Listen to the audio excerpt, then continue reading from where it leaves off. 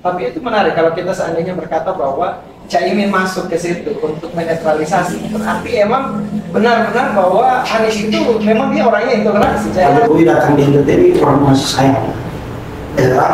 Kalau misalnya bapaknya belum tentu anak.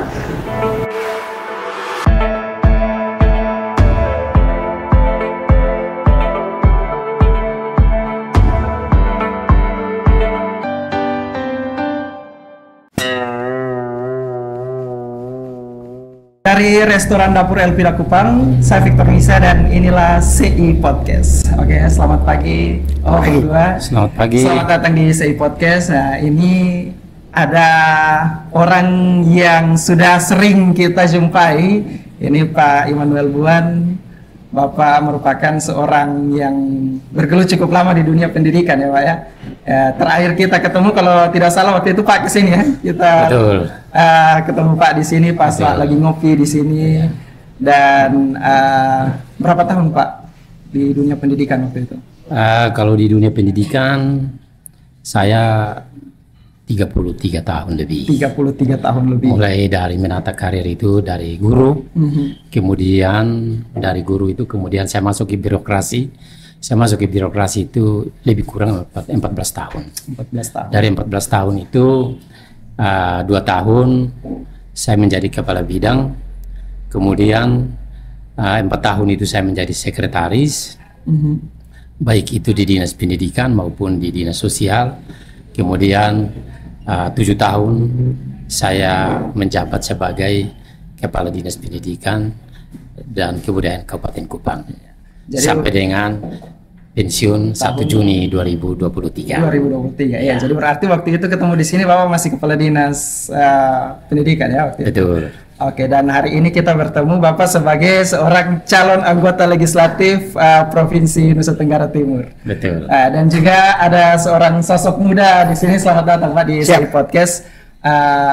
Ini orang yang kalau kita lihat dari track recordnya ini seorang yang bergelut banyak di dunia organisasi ya. Ya, bisa bilang begitu. Karena ini banyak sekali ada jabatan-jabatan penting di berbagai organisasi. Bro Agustinus Budi Utomo Gilo Roma. Ya. Atau disapa biasanya Bedi Roma. Bedi Roma. Ya, oke. Bang Bedi Roma, sejauh ini apa kegiatan sehari-harinya? Ya, aktivitas saya serabutan sebenarnya. Serabutan ya? Serabutan itu maksudnya bisa kerja, ada pekerjaan yang kita kerja, ada aktivitas lainnya. Yang penting bisa hidup. Yang penting bisa hidup. Oke, kalau Pak Buan sendiri setelah selesai kemarin 1 Juni? Saya setelah 1 Juni kebetulan saya ada sebelum pensiun saya merintis satu usaha di bidang peternakan babi. Oke. Ya, jadi pagi-pagi dan sore-sore kesibukan saya adalah mengurus ternak-ternak yang babi yang ada. Oke, jadi Pak sekarang seorang pebisnis ya, mulai bergelut di entrepreneurship khususnya babi ya, peternak babi. Ada perbedaan tidak Pak? Mulai dari keluar dari dunia pendidikan, birokrasi kemudian ke dunia entrepreneurship ini? Saya berpikir bahwa tidak terlalu ada perbedaan yang sangat menyolok, karena saya sebelum mengakhiri tugas sebagai aparatur sipil negara di birokrasi, saya sudah mulai merintis usaha ini. Oke. Ya, saya sudah mulai merintis usaha ini dan memang juga ini faktor hobi. Jadi saya itu jauh sebelum pensiun itu saya sudah mulai merintis ini ya, kalau tidak salah ya mungkin sekitar 2011 itu saya sudah mulai belajar, kemudian gagal juga, tetapi coba lagi dan coba lagi. Oke, mantap Pak. Jadi ini dari dunia pendidikan kemudian beralih ke sekarang bisnis atau ya dalam bidang peternakan, kemudian sekarang terjun ke dalam dunia politik. Itu ada apa Pak sampai mau terjun ke dunia politik? Ya, terima kasih. Jadi begini, saya tertarik untuk terjun ke dunia politik karena pengalaman saya di birokrasi, kebanyakan kebijakan publik sangat didominasi oleh kepentingan politik. Sangat didominasi oleh kepentingan politik, dan oleh karena itu saya berpikir bahwa setelah saya berakhir sebagai seorang birokrat, masih ada hal yang perlu saya sumbangkan melalui pikiran-pikiran, barangkali tenaga untuk memperjuangkan hal-hal yang terasa masih perlu untuk kita bantu kepada masyarakat. Oke, baik. Itu dari Pak Buan. Nah, kalau dari Om Bedi sendiri, kira-kira apa sih yang buat Om Bedi terjun ke dalam dunia politik dan sudah dari kapan? Ya, kalau berpolitik ini kan saya sejak dulu sebenarnya ikut terlibat dalam. Dulu dari kapan? Ya, dari sejak saya kuliah sebenarnya. Ya, karena sejak saya kuliah semester 1 di Undana, itu saya berorganisasi, ikut organisasi, lalu di organisasi kan wajib kita bahas tentang politik, tentang kehidupan dan lain sebagainya, sehingga saya anggap ini adalah panggilan sebenarnya, panggilan untuk lebih serius berbicara tentang kepentingan banyak orang. Kalau waktu di organisasi kan hanya sebatas diskusi, sebatas diskusi, kita bergerak, mengkritisi. Saya pikir itu hal yang sangat baik, tapi proses yang lebih serius menurut saya pada proses pengambil keputusan. Itu di ruang politik yang lebih luas, sehingga saya memilih untuk menjadi calon anggota DPRD Kota Kupang. Nah, tadi Bapak berdua sudah menyampaikan kenapa terjun ke dalam dunia politik, dan Pak Buan sendiri memilih untuk dalam cakupan yang lebih luas, ya, dalam cakupan Provinsi Nusa Tenggara Timur, sedangkan Om Bedi tadi memilih untuk di Kota Kupang. Kota Kupang, ya. Ketika kita bicara tentang politik, apa politik itu sendiri? Politik ini kan sebenarnya, kalau saya sering menggunakan referensi dari beberapa pemikir. Kalau saya, politik itu kan sebenarnya bukan teknik untuk berkuasa, tapi dia adalah bentuk pelayanan sebenarnya. Kenapa saya terlibat dan mau berpolitik? Karena pelayanan yang lebih baik, lebih benar, dan pada ruang yang lebih luas untuk membantu banyak orang itu hanya ada di ruang politik, maksudnya begitu. Oke. Kalau untuk Pak Buan sendiri, apa sih yang menarik dari politik? Kalau yang menarik dari politik itu, seperti tadi saya katakan bahwa kebijakan publik itu sangat didominasi oleh kepentingan politik. Oleh karena itu, kalau kita tidak ikut terjun di dunia politik, ada hal-hal yang perlu kita sampaikan kepada pemerintah sesuai peran. Katakanlah kalau terpilih sebagai anggota DPR, kita ada sesuai peran daripada anggota DPR itu, kita bisa mengawasi, kemudian kita bisa memberikan pertimbangan, dan juga kita bisa membantu pemerintah dalam hal untuk pembuatan kebijakan-kebijakan yang pro kepada masyarakat. Dan yang saya mau katakan bahwa politik itu kalau dilaksanakan secara baik, maka akan menghadirkan keadilan bagi semua masyarakat. Tetapi jika kita tidak melaksanakan secara baik, nah ini kembali kepada integritas daripada politikus itu sendiri. Mungkin tidak semudah apa yang saya katakan, tetapi paling tidak ada hal baik yang kita sumbangkan kepada pemerintah agar keadilan itu bisa dihadirkan bagi masyarakat. Karena ini sesuai dengan amanat cita-cita kemerdekaan Indonesia. Oke, baik. Tapi kalau kita bicara tadi Pak Buan dan juga Om Bedi sudah memberikan secara abstrak gambaran kenapa terjun ke dalam dunia politik dan pentingnya politik itu sendiri. Tapi saya mau coba kita lihat secara praktis. Secara praktis apa sih kekurangan selama ini yang membuat Pak Buan dan juga Bro Bedi ingin terjun ke dalam? Secara praktisnya apa kira-kira? Apa kekurangan dari, contohnya kalau Pak Buan tadi kan berbicara tentang masuk dalam konteks provinsi ya Pak. Apa yang kurang dari provinsi NTT ini sehingga Pak Buan ingin terjun ke dunia legislatif itu sendiri? Jadi begini, saya kebetulan latar belakang saya seorang birokrat, tapi birokrat bukan dari sebuah orang pamong praja, tapi saya dari seorang guru. Pendidikan itu pada level kabupaten telah kita melakukan hal-hal baik walaupun masih ada kekurangan-kekurangan. Tetapi di level ke provinsi kebetulan ada pengalihan sejumlah kewenangan dari kabupaten ke provinsi, kita tidak tahu. Oleh karena itu, saya mempunyai kerinduan dan keinginan untuk hadir di sana, dan paling tidak saya bisa mengetahui apa yang menjadi persoalan pendidikan di tingkat provinsi. Oke, nah ini menarik Pak, ketika Pak bicara tentang dunia pendidikan, kekurangan di dalam dunia pendidikan, sedangkan Pak Buan sendiri dulu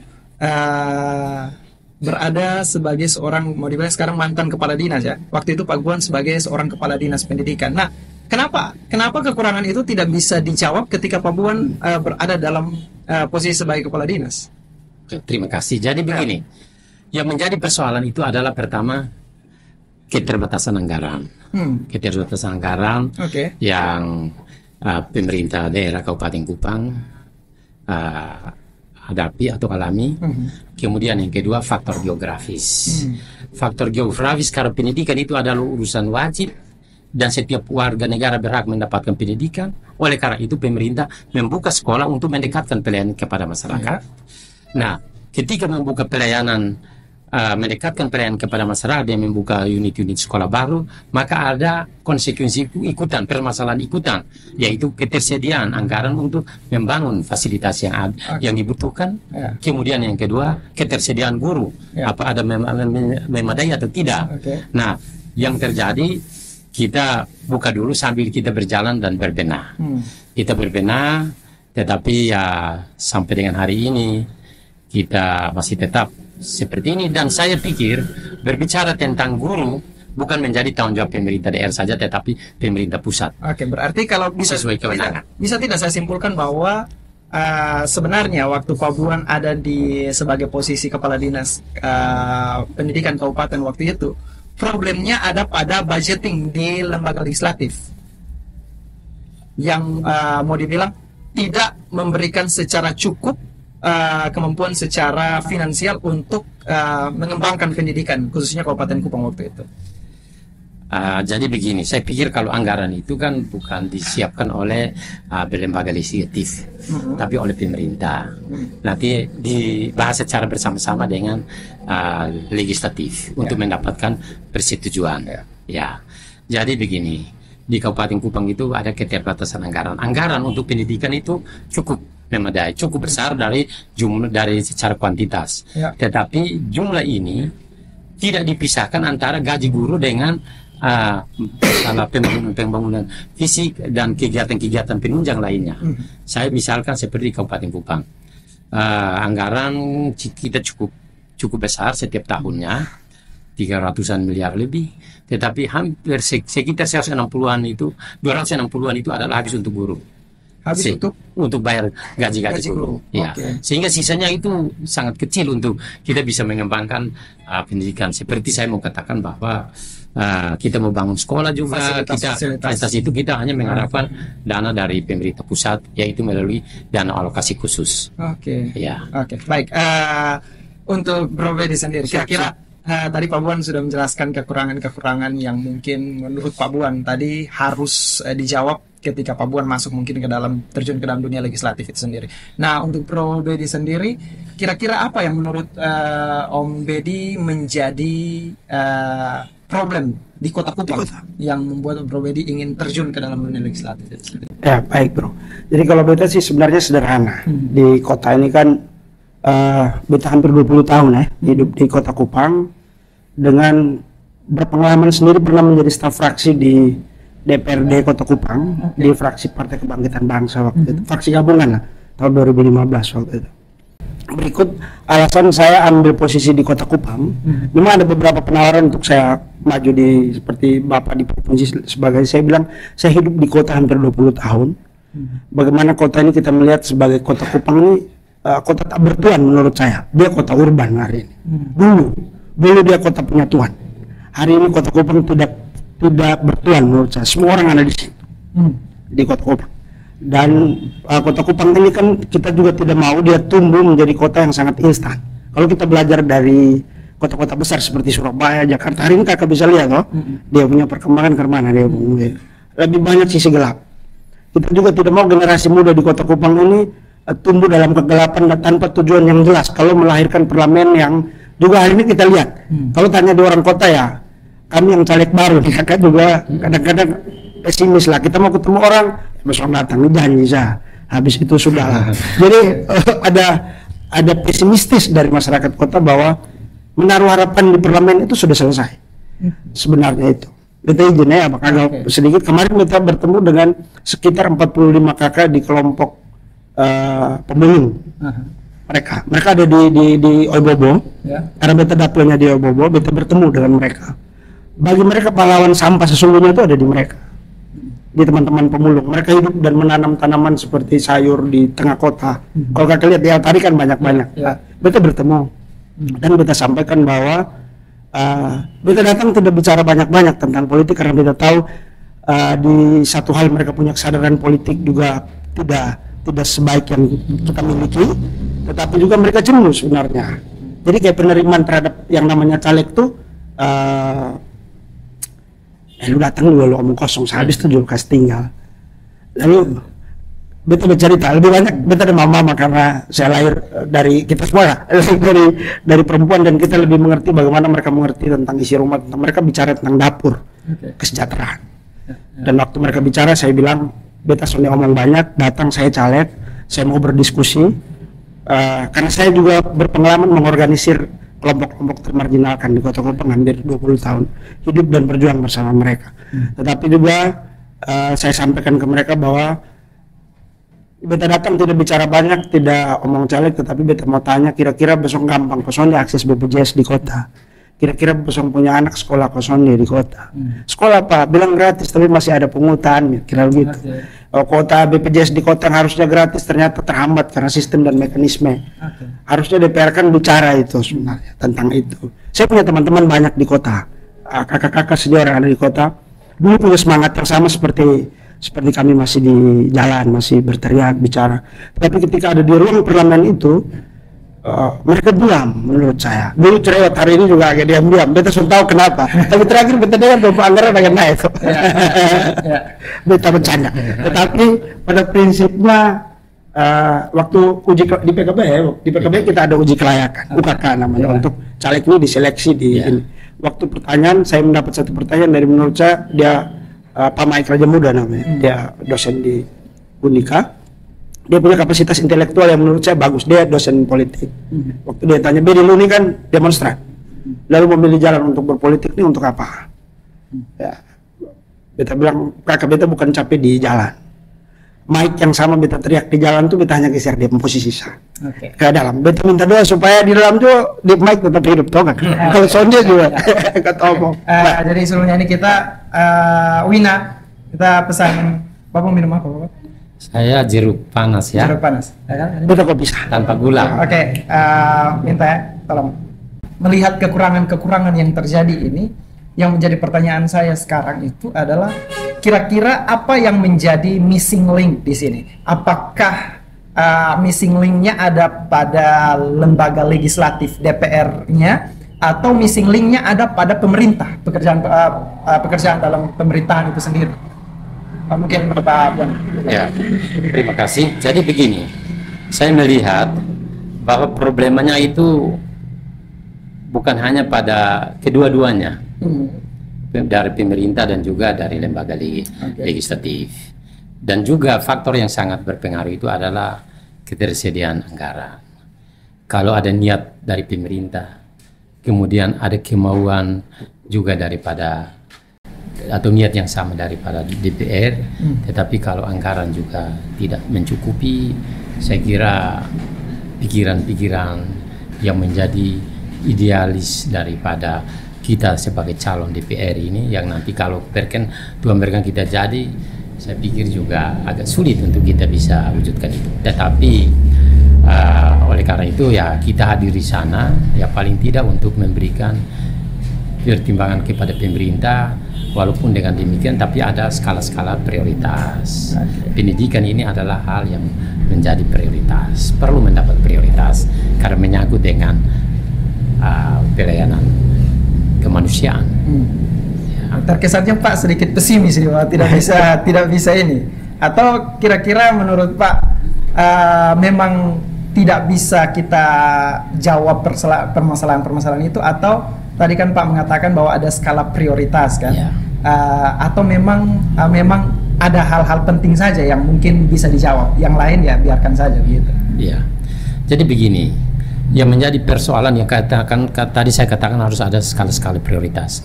Kalau anggaran yang tersedia itu cukup banyak, tidak perlu untuk ada skala prioritas. Oke. Nah, bagaimana sumber pendapatan itu? Kita ini pemerintah daerah Kabupaten Kupang, bahkan provinsi juga, kita berharap penuh dari pemerintah pusat. Ya. Sehingga dari pemerintah pusat kalau anggaran yang diberikan melalui ini apa itu DIPA itu besar, maka berarti kita pemerintah akan bisa leluasa dengan DPR mengatur. Tapi ketika terbatas, maka perlu adanya skala-skala prioritas. Oke. Walaupun kita optimis, tapi kalau anggarannya tidak memadai, ya kita mau apa? Ya. Oke. Kalau dari Om Deddy sendiri, Siap. kira-kira apa Ya. missing link-nya di sini? Kalau missing link-nya menurut beta membedakan legislatif dan eksekutif hari ini agak susah Kak. Kalau di kota. Oke. Ya. Karena perilaku eksekutif legislatif teman-teman ini kan sifatnya dalam tanda kutip bantuan. Mereka tidak bicara tentang ini sebenarnya tugas eksekutif. Tugas dia kan kontrol sebenarnya. Bicara anggaran, pengontrolan, undang-undang atau perda dan lain sebagainya. Tetapi turun beri bantuan, beri janji segala macam yang sebenarnya kamar itu ada di kamar sebelah. Kamar yang harus dia kontrol kan. Saya pikir begitu. Jadi kenapa jalan ini kita ambil? Kita hanya mempertegas bahwa ini perbedaannya. Kalau menjadi legislatif di tengah kota urban dalam kota Kupang ini konsepnya begini, dan kalau menjadi legislatif di tengah kota tumbuh seperti kota Kupang ini ya bicara tentang pertanian kota, bicara tentang irigasi kota, sampah. Saya pernah punya teman abang, ini beta share sedikit ya. Dia ajak saya berdiskusi, ngobrol, kebetulan dia pegiat NGO LSM, hampir berjam-jam berdiskusi tentang sampah saja di kota. Ya kan, pemerintah kota ini kan beli bahan yang alat untuk bersih jalan segala macam, tapi tempat sampah dan mekanisme pengelolaan sampah juga lemah sebenarnya. Kenapa? Waktu kami dua punya kesimpulan cuma satu sebenarnya. Kita punya dinas kebersihan, ya kan, tapi kita tidak punya perusahaan daerah khusus yang menangani sampah dalam kota. Jadi mata rantai tentang bagaimana orang menjual hasil olahan sampah yang saya cerita tadi tentang pemulung, bingung. Minimal menurut saya pemerintah Kota Kupang harus mendorong, dan DPR harus punya taring untuk bicara itu. Bahwa pengelolaan sampah di kota supaya imbas terhadap ekonomi itu harus bicara tentang perusahaan daerah khusus menangani tentang sampah kota, menurut saya. Berarti tadi itu missing link-nya karena job deskripsi job kita pikir di situ. deskripsinya legislatif juga beralih kepada eksekutif dan mungkin hal-hal itu ya. Tapi tadi saya tertarik dengan apa yang dikatakan Pak Buan tadi mengenai anggaran dari pusat. Nah ini tadi kita kan tahu bahwa dalam beberapa hari ini Pak Jokowi baru turun juga ke NTT, dan memang beliau sering sekali turun ke NTT untuk melaksanakan berbagai macam hal di NTT. Nah menurut Pak Buan sendiri, apakah ini memang Jokowi kurang memperhatikan khusus NTT atau bagaimana sehingga anggaran untuk tadi Pak Buan katakan pendidikan, nah itu masih kurang?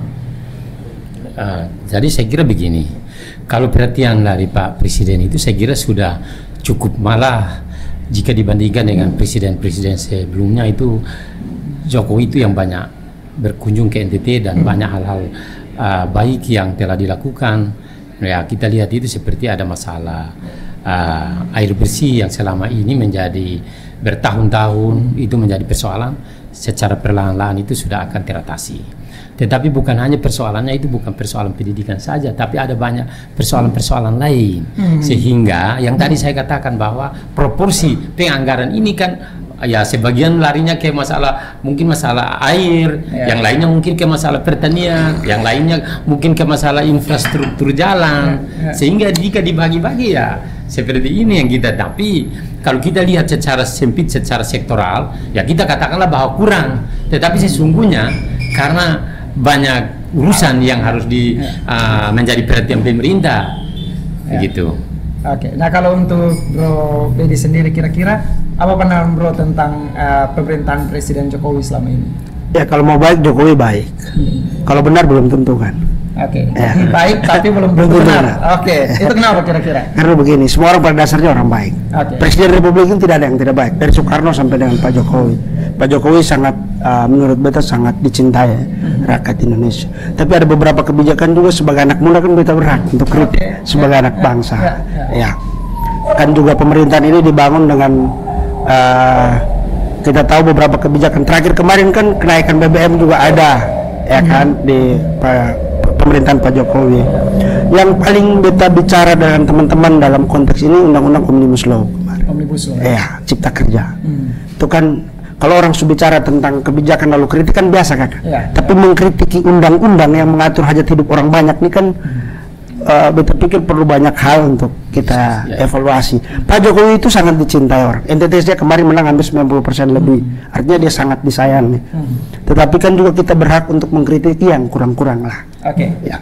Berarti sejauh pengamatannya memang apa yang beliau lakukan menurut Bro Bedi sendiri dalam presentasi baik dan tidak baik, berapa persen baik, berapa persen? 50 lah. 50 ya. Oke. Ini ada yang 50% baik, 50% kurang baik ya. Oke. Nah, ini menarik karena kita akan bicara sedikit tentang ini kan Pak berdua dari partai pengusungnya calon presiden Pak Anies dan juga Pak Muhammad Iskandar, Ketua Umum ya. Nah ini melihat kekurangan yang terjadi tadi dari tadi Pak Buan mengatakan tentang anggaran dan pendidikan, dan juga Bro Bedi mengatakan kekurangan itu di antara tiga pasangan capres ini, kira-kira yang mana yang mampu menjawab persoalan-persoalan tadi itu? Dari semua. Ya. Kalau beta semua calon ini kan baik tentunya. Semua masing-masing punya program, punya visi, punya pandangan.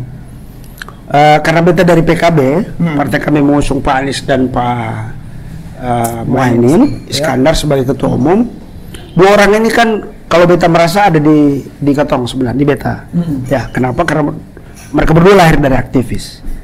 Ya, Pak Anies ada di HMI, sedangkan Pak Muhaimin sendiri adalah mantan Ketua Pergerakan Islam Indonesia, PMI. Setidaknya semangat juang dan perjuangan dari latar belakang mereka berdua ini kan ada sebenarnya. Hanya karena hari ini kalau kita bicara tentang Pak Anies dan Pak Muhaimin, dalam tanda khusus Pak Anies ya, di NTT ini kan kita juga harus bicara dengan sangat hati-hati. Karena kenapa? Menurut beta ada hegemoni media di sini. Ada penguasaan alat informasi yang kemudian menggembos sekian informasi untuk masuk ke sini. Ya lihat tahu kakak, dalam tanda kutip Pak Anies dianggap representatif dari sekian kelompok sekian. Padahal kemarin kita baru lihat video Pak Anies bertemu dengan pendeta gereja Pentakosta, didoakan, biasa saja sebenarnya. Bahwa ini bagian dari perjalanan Pak Anies mencitrakan diri sebagai seorang yang nasionalis, no soal. Tetapi bicara tentang Pilpres, semua punya gagasan, cuman Pak Anies bicara tentang perubahan. Ada beberapa hal yang juga dilanjutkan. Kemarin kan dia sampaikan IKN juga akan dilanjutkan, tetapi ada evaluasi. Kita juga harus fair toh sebagai rakyat. Tidak bisa kakak nyamuk mati itu orang tepuk tangan. Harus ada kritik supaya bisa. Beta berharap itu saja sih kakak kalau. Ya kalau dari Pak Buan sendiri. Kalau saya berpikir bahwa dari 3 kandidat calon ini semua itu adalah baik. Mereka dari sekitar 270-an juta orang, mereka 3 yang terpilih itu berarti bahwa sudah melalui suatu penilaian rekam jejak yang sudah diketahui oleh banyak khalayak di Republik ini, terutama para negarawan kita yang sudah menilai bahwa 3 ini punya kemampuan yang baik. Tetapi begini, saya mau katakan bahwa semua yang kita bicarakan ini kembali kepada niat daripada masing-masing.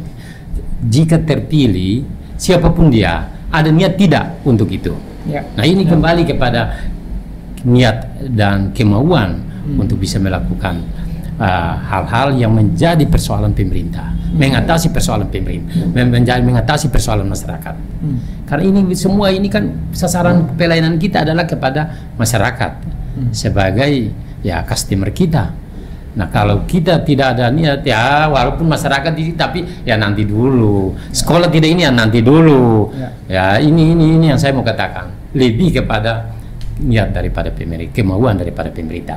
Tentu pemerintah juga mesti didukung oleh lembaga DPRD yang punya kewenangan juga untuk bisa mengontrol, bisa memberikan masukan kepada pemerintah.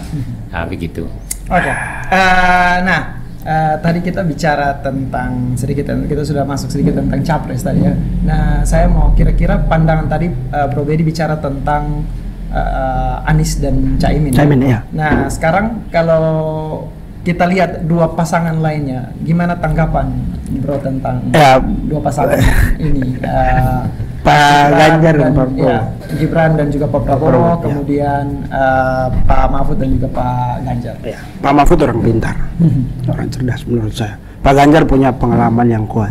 Ya. Lalu Prabowo juga seorang patriotik menurut saya. Hari ini kalau bicara tentang Pak Prabowo kan salah satu ikon politik Indonesia setelah sekian tahun bertarung kan. Nah, yang jadi soal teman-teman ini kan sebenarnya di Gibran sebenarnya. Kemarin kan banyak yang tanya ini Pak Jokowi datang di NTT ini orang masih sayang, ya lah. Orang boleh sayang bapaknya belum tentu anaknya, ya kan. Ya. Tangan Gibran tidak pernah kotor urus rakyat sebenarnya, bersih. Hanya dia masih sangat muda menurut Ketong. 2 tahun untuk ambil posisi itu, tetapi ini kan hak politik Kak. Beta tanya beberapa teman-teman, bukan soal Gibrannya, tetapi prosesnya, MK segala macam. Tetapi sebagai seorang anak muda dia berhak untuk ikut bertarung. Kalau gagasan sih, beta sudah tahu ya Pak Ganjar punya gagasan yang mau beliau bangun melanjutkan Pak. Dua-dua ini kan curi hati rakyat lewat Pak Jokowi lah menurut beta ya. Ini cara pandang beta. Hanya ada satu paket di Pak Muhaimin dan Pak Anies dan Pak Muhaimin, paket Amin ini beta lihat mengusung yang menurut beta agak berbeda. Perubahan. Dia sajikannya menu yang agak lain. Tinggal rakyat memilih. Ya. Menurut berarti bicara perubahan ini ada sesuatu yang salah. Ya, pasti ya harus diperbaiki lah. Yang ingin dirubah. Ya. Gitu. Nah, menarik itu tadi Bro sempat singgung soal masalah intoleransi yang ada di NTT dalam pandangan mereka tentang Pak Anies itu sendiri. Nah, kira-kira dari pandangan Bro sendiri terhadap itu bagaimana? Ya kalau mau bilang kita bicara sedikit tentang toleransi atau ini. Maaf ya, ini berkaca pada apa yang dilakukan oleh Pak Anies pada waktu gubernur dan sebagainya. Ya, yang kemarin di Jakarta ya, itu kan rame sebenarnya. Sebenarnya rame. Kita juga harus jujur. Kita juga harus jujur bahwa siapapun dia kalau agamanya disinggung, pasti dia akan marah. Misalnya. Tetapi kan ini urusan pribadi ya, menurut saya. Tanggapan setiap orang terhadap. Kalau kami yang ada di PKB, saya percaya bahwa di PKB ini kan nilai-nilai kemajemukan apa yang diwariskan Gus Dur misalnya. Saya bagian dari Gus Durian di NTT. Jadi bicara tentang bagaimana pluralisme di Indonesia kita sering berdiskusi. Kemarin di Jakarta juga kita cukup kaget toh. Kenapa sampai begini gitu. Apa mungkin terjadi karena kondisi politik akhirnya orang, kalau beta campur sebenarnya. Kalau real tentang pernyataan waktu itu tentang menyinggung perasaan dan lain sebagainya, saya pikir dalam tanda kutip tidak terlalu. Tapi waktu mereka marah itu juga karena ada dorongan politik, kan mau hajatan juga nih sebenarnya, ya kan, sehingga itu barang jadi rame. Dulu kan Gus Dur dalam bercanda-bercanda kan, dia bercanda kan orang tidak pernah tersinggung. Orang dia bercanda dengan pendeta aman, dengan pastor aman, dengan pemuka agama yang lain dia singgung kan santai-santai sebenarnya.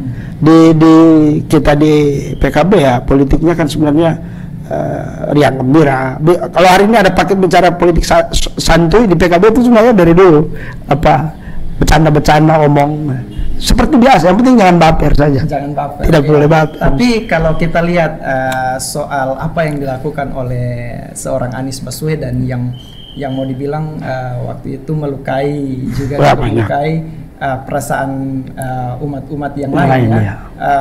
Terkhususnya NTT yang dimana mayoritasnya adalah umat Kristiani pada waktu itu. Nah, melihat ini kira-kira ada tidak yang perubahan yang dilakukan dari Anies Baswedan sendiri dan juga tim dari Anies Baswedan ataupun PKB sebagai partai pengusung untuk memulihkan apa yang dilakukan Anies waktu dulu itu Ya. kasus intoleransi di NTT. Sebelumnya ini minum dulu Pak, karena kita Cakap itu ini, agar oke, karena ini kita di lagi podcastnya di Dapur Elvida Kupang. Ini restoran yang juga menyediakan berbagai macam minuman, makanan di sini. Jadi kita bisa sambil menikmati. Ini kopi enak. Enak ya? Oke. Jadi kalau yang senang kopi, ngopi di sini menurut beta bagus. Oke, lanjut Pak. Kira-kira tadi apa yang sudah dilakukan oleh PKB kira-kira? Ya, kenapa harus ada perubahan, sehingga itu pertanyaan, jawabannya sehingga Muhaimin ke situ. Oke. Ya. Jadi alasan Pak Muhaimin Iskandar Caimin masuk ke dalam situ karena memang untuk menetralisasi ya. Menurut beta supaya orang tidak mengasosiasikan Pak Anies atau paket ini pandangan ini radikal dan lain sebagainya. Pak Muhaimin sangat sangat cair untuk urusan keagamaan, pluralisme dan lain sebagainya. Beliau dikenal sebagai aktivis yang dari dulu bicara tentang, kalau bicara tentang pluralisme dan lain sebagainya kan Pak Muhaimin ini sebenarnya. Ya. Saya sangat mengagumi sosok Gus Dur, sosok beliau, sehingga ketika dia didorong untuk bisa berada dalam posisi sebagai calon wakil presiden dengan Pak Anies Baswedan, menurut saya paket lengkap. Kalau bicara tentang itu kan di wilayah-wilayah tertentu kita juga harus fair dan tuntas lah. Ya. Tapi itu menarik kalau kita seandainya berkata bahwa Caimin masuk ke situ untuk menetralisasi, berarti emang benar-benar bahwa Anies itu memang dia orangnya intoleransi. Jadi ada Caimin. Canda, beta kan bilang tadi ada misinformasi yang juga terhalang untuk masuk kita di wilayah NTT sebenarnya. Beta juga memposisikan diri untuk tidak menyatakan bahwa Anies benar semua, tidak juga. Pak Jokowi benar pun tidak juga kan. Semua juga ada salah kilaf dan makanya beta bilang dari awal pemimpin ini baik, semua orang baik. Benar belum tentu kan. Pak Anies juga harus dievaluasi, ada kurang-kurangnya. Wajar, itu biasa dalam urusan politik. Siapa sih presiden Indonesia yang paling sempurna? Saya ke Pak Buan. Pak Buan, gimana tanggapan Pak Buan soal pasangan capres yang dua ini? Kira-kira menurut Pak Buan bisa tidak mereka menjawab persoalan-persoalan yang tadi disebutkan, khususnya untuk Nusa Tenggara Timur? Saya kira saya kembali kepada pernyataan saya sebelumnya bahwa bagaimanapun baiknya pemimpin itu, prestasinya seperti apapun rekam jejaknya, tetapi saya kira kembali kepada niat. Apakah ada ketulusan untuk melayani? Ya. Kalau tidak ada ketulusan, apapun yang menjadi persoalan masyarakat, biarin saja nanti. Ini jadi lebih dari yang terpenting bagi saya adalah siapapun dia yang nanti jadi, yang penting ada ketulusan untuk melayani. Misalnya seperti Jokowi. Jokowi itu kan dia tulus, ikhlas untuk hidup di tengah-tengah masyarakat dalam kondisi apapun. Dia ada di situ. Ya. Dan dia lepas ketika ada di masyarakat, dia lepas status dia sebagai seorang presiden, sebagai seorang kepala negara, dan dia berbaur dengan masyarakat. Dia hadir di saat masyarakat betul-betul dalam kondisi apapun, dia ada di situ. Nah, berarti bisa tidak kalau saya tanya, kalau anaknya gimana, Pak? Saya pikir kalau begini, Bapak ini kan bapaknya kan seperti itu ya, anaknya gimana? Saya kira begini, walaupun bapak dengan anak pun tidak harus sama persis. Kemudian juga situasi politik ini kan dia dinamis. Pada saat tertentu dia akan membutuhkan kita harus bersikap keras dan bersikap agak ekstrim, tapi di saat-saat tertentu kita harus melunak. Jadi ini ya saya mau bilang, ini semua itu kembali pada situasi. Ini jawaban Pak Buan ini diplomatis sekali ya. Jadi di antara tiga ini cukup hati-hati. Jadi di antara ketiga ini Pak, tadi Pak punya satu indikator, yaitu ketulusan ya. Bagaimana indikator ketulusan ini Pak lihat di dalam ketiga calon ini? Siapa yang kira-kira menurut Pak ini tulus orangnya? Kalau untuk berbicara tentang ketulusan, saya kira kita lihat dulu dari apa yang dia pernah lakukan. Tapi kalau dia belum, ya kita tidak bisa katakan bahwa dia tulus. Kalau tidak tadi saya singgung tentang Presiden Jokowi. Ya memang kita lihat dia sudah melakukan sesuatu. Kalau hanya ya jujur saja kami orang politik, jadi kami bisa saja kita janji yang baik, tapi nanti kenyataan situasi pada saat itu. Nah, jadi ini. Ya, nah ini menarik Pak, karena Pak Dua kan dari PKB, di mana pengusung dari Pak Anies sama Caimin. Kira-kira ini kira-kira saja prediksi dari Bapak berdua ini, berapa besar sih peluang mereka berdua ini menang di NTT? Oh, kalau wilayah NTT, ya di NTT kan target Pak Muhaimin sebenarnya kalau kita baca di media KKBT ini sebenarnya minta maaf, ada jubirnya mungkin di lawan Pak Anies atau struktur, tapi kewajiban beta sebagai salah satu kader partai di PKB yang adalah ketua kami Pak Muhaimin Iskandar kan wakil, jadi beta bicara atas nama kader partai atau caleg lah dari PKB. Beta tidak mengatasnamakan tim kampanye yang mungkin sudah terbentuk strukturnya di NTT ini juga beta belum tahu. Tapi kemarin kan juga ada relawan yang baru dideklarasi berani, lalu ada anak muda Indonesia. Tapi sebagai kader partai, juga sebagai orang yang mengamati, ya kita kan mengamati, berpikir untuk target di Pak Anies di NTT ini kan juga tidak menjadi target yang cukup besar, karena mereka juga pasti realistis dengan kondisi rekam jejak pemberitaan media yang cukup bombastis yang masuk ke NTT, sehingga itu tadi kakak, beta clue-nya ada di misinformasi sebenarnya. Jadi memblow up media untuk masuk ke NTT ini kan orang-orang kita kadang-kadang mungkin menerima informasi yang banyak lebih miring ya terhadap Pak Anies yang ada di NTT.